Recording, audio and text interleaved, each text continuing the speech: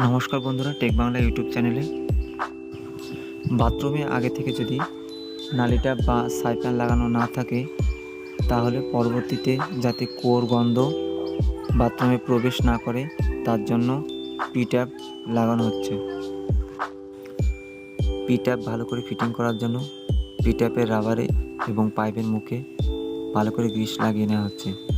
এখানে তেল বা মোবিলও ব্যবহার করা যেতে পারে।